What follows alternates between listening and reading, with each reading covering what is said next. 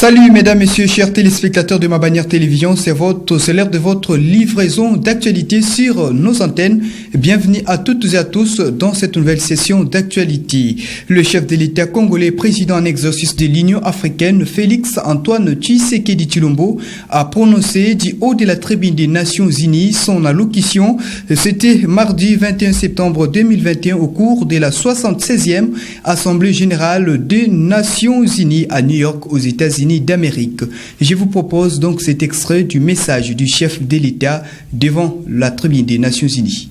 C'est avec un réel plaisir que nous retrouvons cette salle de l'Assemblée générale après un peu plus d'une année d'absence par suite de la pandémie de Covid-19, cette peste du 21e siècle qui secoue l'humanité, particulièrement par le nombre élevé de ses victimes, la destruction des économies des nations et l'aggravation de la pauvreté dans le monde. Ces retrouvailles sont encourageantes. Elles permettent d'espérer davantage un retour à la vie normale dans nos pays, et ce, grâce au génie de nos scientifiques et aux efforts communs de nos États, dans un élan de solidarité internationale remarquable. Nous devons accroître ces efforts et renforcer cet élan de solidarité pour vaincre définitivement la pandémie de Covid, relancer la croissance de nos économies et assurer un meilleur avenir aux populations de notre planète. C'est pourquoi je salue le choix du thème pour cette 76e session de l'Assemblée générale, à savoir miser sur l'espoir pour renforcer la résilience afin de se relever de la Covid-19, reconstruire durablement, répondre aux besoins de la planète, respecter les droits des personnes et revitaliser l'Organisation des Nations Unies. Ce thème traduit bien notre détermination d'éradiquer le Covid-19 et notre désir de rétablir le destin commun par le multilatéralisme sous la coordination d'une ONU à la hauteur des défis existentiels de l'humanité, notamment celui de la réalisation des objectifs du développement durable et inclusif. Mesdames et messieurs, changeons de registre, revenons chez nous en province. Le gouverneur intérimaire Justin Luemba Makosso a échangé ce mercredi 22 septembre 2021 avec une délégation de l'université Kasavubu IKV Boma, mais aussi les responsables de la direction provinciale de la Régie des eaux et de la Société nationale de l'électricité conduite par le ministre provincial de l'énergie Guilain Panzoutsassa Mangovo. Question d'étudier les conditions de viabilité de l'université des Kasavubu, frappé par la décision du ministre national de l'enseignement supérieur et universitaire interdisant l'organisation de la faculté de médecine dès l'année académique prochaine. Reportage. 72 heures après l'interdiction d'organiser la faculté de médecine dans plusieurs universités en République démocratique du Congo, dont l'université Kasavubu de Boma fait partie, une délégation de cette formation universitaire a été reçue le mercredi 22 septembre 2021 par le gouverneur intérimaire Justin Luemba Makosso dans son cabinet de travail à l'immeuble du gouvernorat du Congo central à Matadi. À cet effet, plusieurs autres autorités provinciales ont pris part à ces assises, notamment les directeurs provinciaux de la SNEL et de la Régie des eaux, conduit par le ministre de l'énergie Guilain Panzou. À l'issue de ces échanges, Guilain Panzoutsassa Mangovo, ministre de l'énergie, donne la quintessence de cette rencontre. Les discussions entre la mairie, l'université Congo et le gouvernement de province, il a été convenu que la province devait par tous les moyens chercher des financements pour alimenter l'IKV en eau et en électricité, parce qu'ils disent que s'ils ont l'eau et l'électricité, ils ont des équipements viables qui pourront faire en sorte que la faculté de médecine fonctionne. Bon, nous demandons à la population du Congo central, plus particulièrement les étudiants de l'IKV qui étudient la médecine, d'être calmes. Ce n'est pas la province qui a suspendu la faculté de médecine à l'IKV. La mesure a été prise à Kinshasa. Et nous, au niveau de la province, nous ne ménagerons aucun effort pour que réellement cette mesure soit levée. Pour rappel, les étudiants de l'université Kasavubu ont manifesté leur mécontentement par une marche pacifique contre cette décision du ministre Moïndo Nzangi. Ils exigent à ce que l'université Kasavubu IKV soit sélectionnée parmi les universités viables à organiser la faculté de médecine. Vous avez certes compris, c'est un reportage de nos confrères de la presse du gouvernorat rendu par Pacifique Mwanda. Changeons de registre. Étudier des stratégies pour convaincre le député provincial à élire une femme gouverneur ou vice-gouverneur au niveau de la province du Congo central. C'est l'objectif de la rencontre des organisations féminines au sein de l'espace femmes samedi 18 septembre 2021. Un reportage du confrère Nekwamakwala.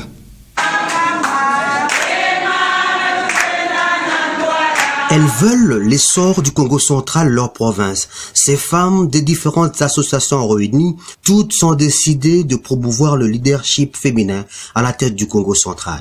De plus en plus, les femmes émergent dans plusieurs secteurs de la vie publique. Cependant, malgré leurs compétences, elles sont souvent exposées à une certaine discrimination. La femme doit prendre conscience, si c'est qu'elle vaut, nous valons quelque chose. C'est pourquoi nous devons soutenir l'arrivée d'une femme à la tête de la province. Ce que nous allons lier aujourd'hui, je vous rassure que ça sera lié au ciel et ça sera fait dans notre province même. L'élection du gouverneur et son vice pointent à l'horizon. Elle peaufine des stratégies. Nous rappelons aux députés combien les hommes ont déçu. Nous leur demanderons d'élire une femme. C'est le lobbying vers les partis politiques. Dans la ville, l'idée fait déjà du chemin. J'ai toujours pensé qu'une femme pouvait diriger la province du Congo central. Il y a Maman Denise qui a un grand cœur. C'est une grande dame. Elle peut nous aider. Il y a des femmes compétentes. Il y a par exemple Chantal Malamba. Il y a Nefertiti Moudianza. Il y a Nelly Mouinga, Keti Panupano. Il y a Justine Kassavou. Mais ce sont des femmes compétentes. Et il y a même, à son temps, une femme qui a dirigé cette province, Maman Nzouzuambo. Mais elle a laissé des traces. Il y a des femmes qui font des actions. Et on peut choisir parmi ces femmes. Les femmes partent avec une seule idée, que chacune convainc un député provincial pour élire une femme. Des responsables des entités territoriales décentralisées et des cadres de la société civile ont bénéficié d'une formation de renforcement des capacités à travers les notions de renforcement de la bonne gouvernance locale, une formation qui s'est tenue dans la cité d'Ekinzamvwete dans le territoire de Sekebanza. Images et commentaires. Pour renforcer les notions de la bonne gouvernance locale dans les territoires de Sekebanza, l'organisation non gouvernementale UDEL, Initiative pour le développement local, a organisé un atelier de renforcement des capacités en faveur des acteurs de la société civile, des animateurs de différentes entités de Sekebanza et d'autres acteurs. Cette session de formation s'est déroulée dans la salle polyvalente de l'auberge Le Dépalmier de Kinzamvwete. Le chargé des programmes de l'UDEL, Serge Ngimbi, fixe l'objectif de cet atelier. L'objectif est d'améliorer l'influence de la société civile dans la gouvernance locale au niveau de 5 secteurs du territoire du Sekebanza. Et là, c'est le premier objectif, mais le deuxième objectif est de mettre ensemble, parce que pour améliorer la gouvernance locale et l'influence de la société civile, il faut que la société civile et les responsables des ETDB, des entités territoriales décentralisées, se mettent autour d'une table. C'est à la société civile maintenant d'aider leur entité, pas d'aider les gestionnaires, mais d'aider leur entité de se développer. Parce que parmi les objectifs de la décentralisation, nous avons approfondir la démocratie au niveau local, chercher le développement local et puis lutter contre la pauvreté. Donc si la société civile est renforcée, donc les influences aussi sera remarquable et puis ensemble ils pourront développer le secteur. Pour sa part, l'administrateur de territoire de Sekebanza, Bienvenu Ndunga, se dit satisfait de l'organisation de cet atelier pour le développement de sa juridiction. Généralement, la société civile, pour ne parler que de la nôtre ici, accuse beaucoup de lacunes dans les chefs. Elle n'est pas informée, elle n'est pas elle n'a pas la bonne information et souvent elle agit en ordre dispersé et souvent en dehors même de l'objet. Mais cette façon de réunir les deux parties, et je pense que ça augure de bonnes choses pour le territoire. Hein. Et si on va comme ça, hein, je pense qu'on finira par dissiper toutes les zones d'ombre. Changeons de registre. Dans quelques mois, la ferme agro-pastorale Mabanière, située vers un centre d'abification à quelques kilomètres de la cité énergétique d'Inga, va passer à l'étape de la production des œufs, car les poulets sont bien préparés déjà à la ponte, mais aussi les travaux agricoles évoluent normalement. Suivez. Fidèle à sa vision et vocation agro-pastorale, la ferme de Mabanière Télévision émerge du jour le jour. Les travaux agricoles s'activent bien en prélude de la saison culturelle qui s'annonce déjà. Le maïs, haricots sont là, les cultures qui sont au programme pour cette saison culturelle. Nous sommes en plein travail. Outre les sarclages, nous avons débuté les labours avant la tombée des pluies pour que nous puissions réussir nos cultures. De l'autre côté, c'est toute une réussite pour l'élevage des volailles. Plusieurs poulets sont préparés à la ponte. Dans quelques mois, la ferme agro-pastorale Mabanière, située à quelques kilomètres de la cité énergétique d'Inga, va bientôt arroser la ville de Matadi, Boma et la cité d'Inga pour sa production d'œufs. C'est un projet qui était bien établi. En tout cas, ce n'est pas un hasard, mais le budget c'est déjà bien prévu bien avant. On ne peut pas se lancer sans avoir l'idée de ce qu'on attend.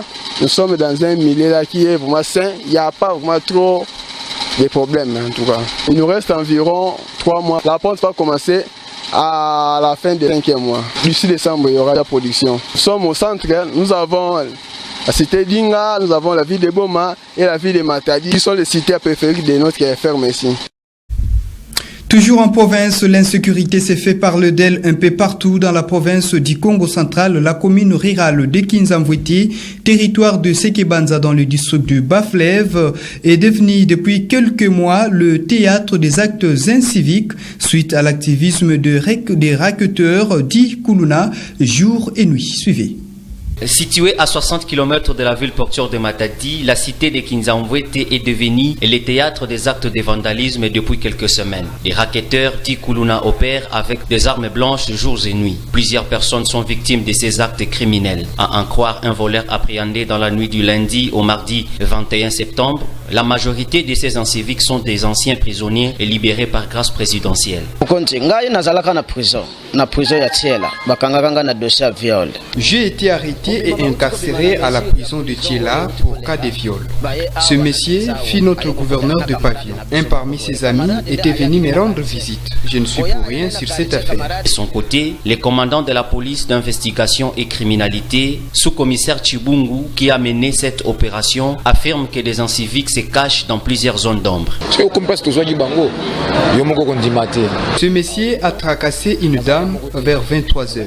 Après son cri d'alerte, nous sommes sortis et nous l'avons arrêté. Après son audition, il a cité les noms de son ami Merveille. Dès notre approche, il a pris fuite. Nous sommes arrivés ici pour l'arrêter. S'il était vraiment innocent, il allait bien nous expliquer.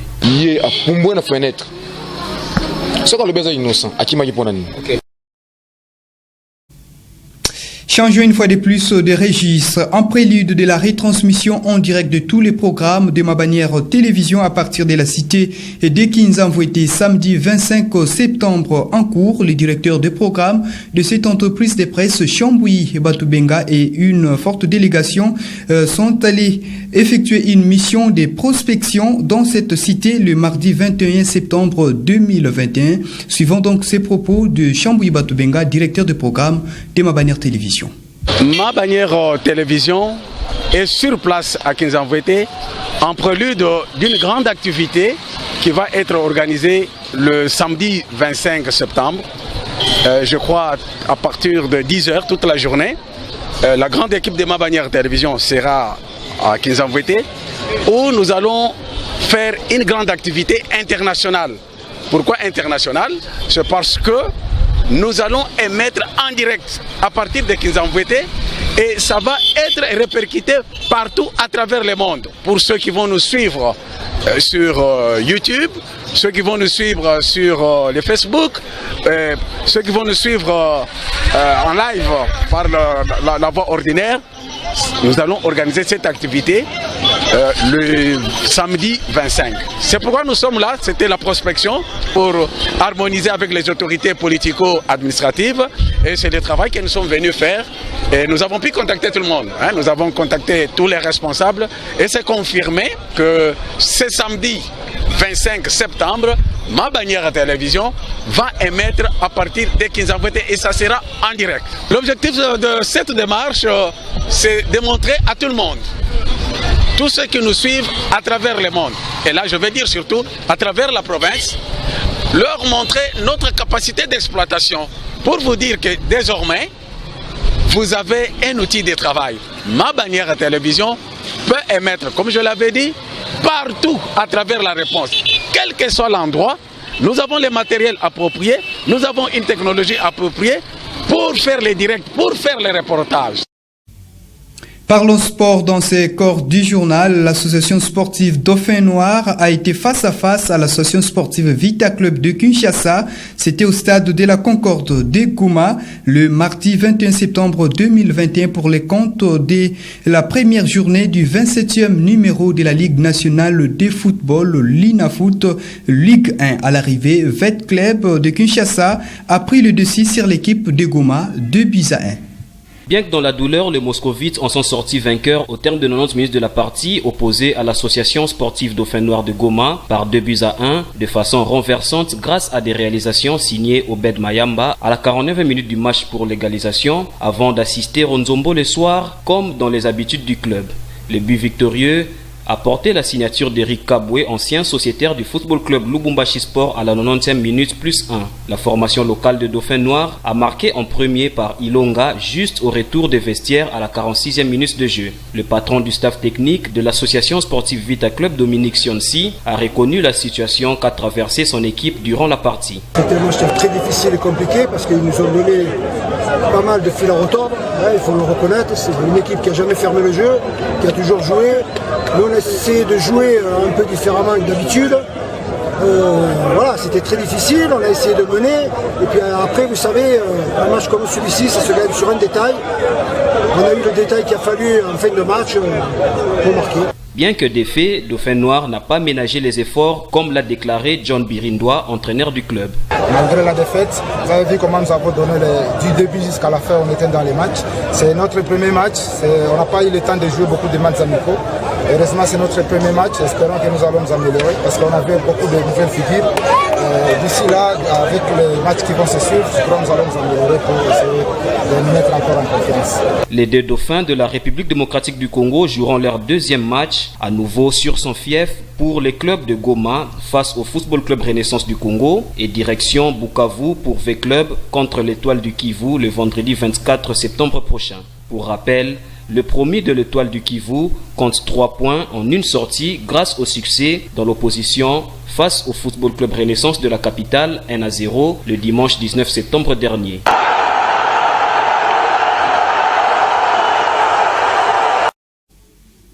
C'était un timbre vocal de Rivanciala, vous l'avez certes compris. C'en est fini pour cette session d'actualité réalisée par Shadrach Mavungu. Merci de nous choisir pour vous informer. On se retrouve demain à la même heure sur la même fréquence, mais avec le même plaisir de vous informer.